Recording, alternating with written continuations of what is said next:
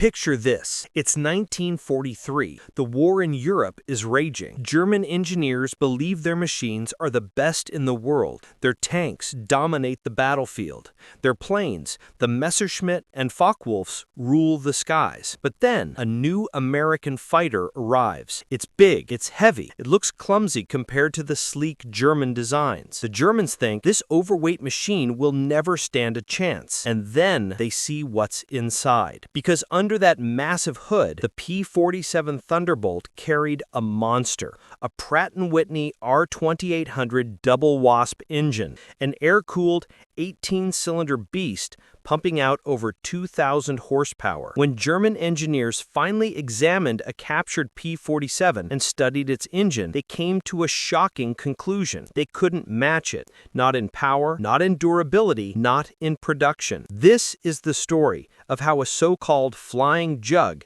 became one of the deadliest fighters of World War II, and why even Germany's best engineers were left shaking their heads. Most people today know the Mustang, some know the Spitfire, but ask the men who actually flew in the thick of it, and many will tell you the P-47 Thunderbolt was the real tank of the sky. It could dive like a rock, climb like a rocket, and take punishment no German plane could survive. But the secret to all of that? Its engine. Let's rewind and see why this power plant left the Germans baffled. When the Thunderbolt appeared in 1942, it didn't look like a winner. At 10 tons loaded, it was one of the heaviest single-engine fighters of the war. German pilots mocked it. They called it a flying milk jug. Even some American pilots doubted it. But those doubts disappeared the moment it went into combat. Powered by the R2800 Double Wasp, the P-47 could hit speeds of over 430 miles per hour. It could dive faster than anything else in the sky, and with a turbo supercharger, it could fight effectively at 30,000 feet, higher than most German planes could even reach. For Luftwaffe pilots, this was terrifying. Their Bf 109s and FW 190s suddenly faced an enemy that was not only fast and powerful, but also hard to kill. And here's where the story gets interesting. At some point in 1943, German forces managed to recover a P-47 that had gone down relatively intact. This was their chance to study the machine, to tear it apart, and to see what made it tick. Inside, they found the R2800 engine, and immediately they realized this was no ordinary motor. Most German fighters ran liquid-cooled inline engines, like the Daimler-Benz DB605 or the Junkers UMO 213. These were elegant, efficient, and compact, but they were also fragile. A few bullets in the cooling system, and the plane was finished. The R2800 was different. It was massive. It was air-cooled. No vulnerable coolant lines, no radiator to puncture. You could shoot it, set it on fire, and somehow it kept running long enough to bring the pilot home. For German engineers, it was both impressive and frustrating. They couldn't simply copy it. Their factories weren't set up for engines of that size. Their metallurgy couldn't mass-produce components that could handle that much heat and stress. And worst of all, they realized America could build these engines in staggering numbers. Let's pause here. Why exactly couldn't Germany match this engine? After all, they were known for precision engineering. There are a few reasons. 1. Industrial scale. America's factories were enormous. The U.S. had the manpower, resources, and oil to keep churning out engines by the tens of thousands. Germany was already struggling with shortages. Aluminum,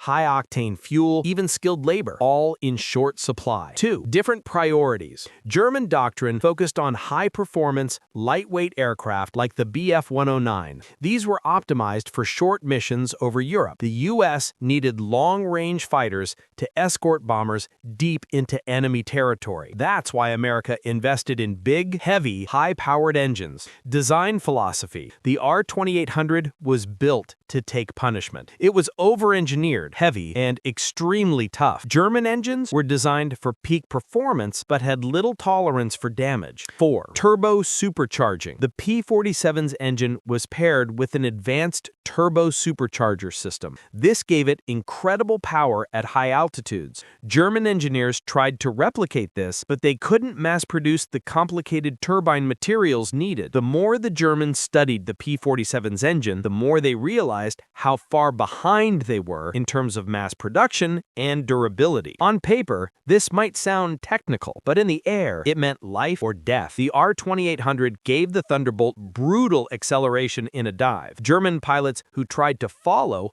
often found their wings tearing off at high speeds, while the P-47 just kept going. The engine also allowed the Thunderbolt to carry massive firepower, 8.5 caliber machine guns plus bombs and rockets. It could fight enemy fighters in the morning and flatten tanks in the afternoon. Stories spread among Luftwaffe pilots of P-47s taking terrifying amounts of damage. Cylinders shot out, oil leaking, holes in the wings, and still making it back to base. There are accounts of Thunderbolts limping home with entire chunks of their engine missing, still running on sheer brute force. To German pilots flying light, nimble, but fragile planes, this was demoralizing. If the Lightning had the Yamamoto mission, the Thunderbolt had its own legendary record, escorting American bombers deep into German territory. Before the P-47 arrived in large numbers, it was the P-47 that held the line. It flew long escort missions, fought head-to-head with the Luftwaffe, and proved that its clumsy design was actually perfect for survival. German pilots quickly learned to respect and fear the Thunderbolt.